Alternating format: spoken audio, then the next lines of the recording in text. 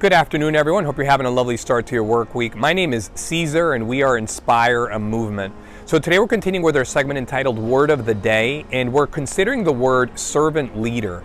So a servant leader is someone who focuses on the growth and well-being of other people and the communities that they belong to.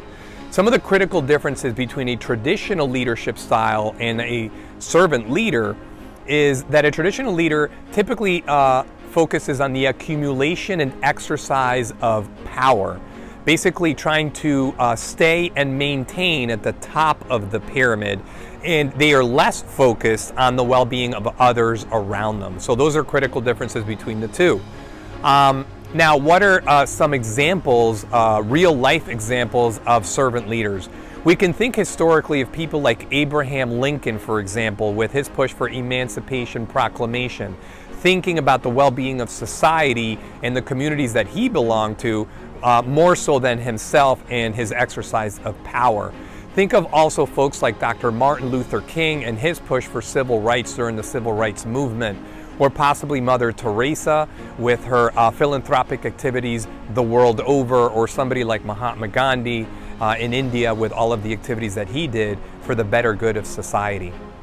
So we have many examples to pick from when it comes to looking at someone who exercises servant leadership.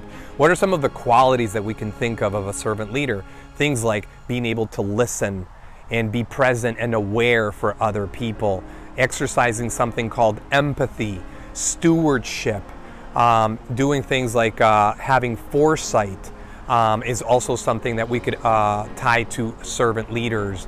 Exercising a grade of humility, I would add as well, again, as they are thinking more about the well-being of others than themselves. So these are all qualities that a servant leader could have.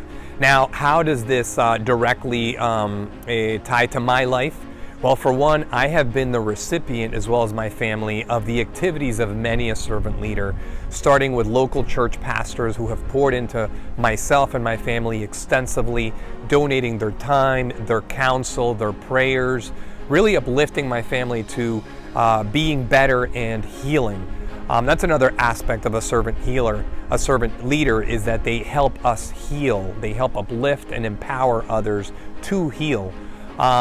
So that being said, one of the differentials as well between a servant leader and a traditional leader is that they are not thinking about taking, hoarding, but more so giving.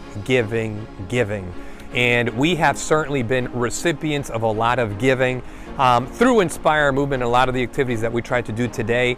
I feel like one of the things that I can reflect on while at church specifically was signage that was posted that read something like, mold me, shape me, use me. And I think of that to directly parallel what we're actually living out to right now, where I would hope that we have been molded, we have been shaped, and we are now being used for the better good of society, thus being servant leaders ourselves. At least that is our ultimate goal. Hopefully you can connect with some of these reflections and ideas. If there's something that you want us to look into or possibly consider, please reach out to us at inspireamovement.com. We have a lot of things going on basically every week, so we look forward to hearing from you. Thank you so much, and have a lovely remainder of your week.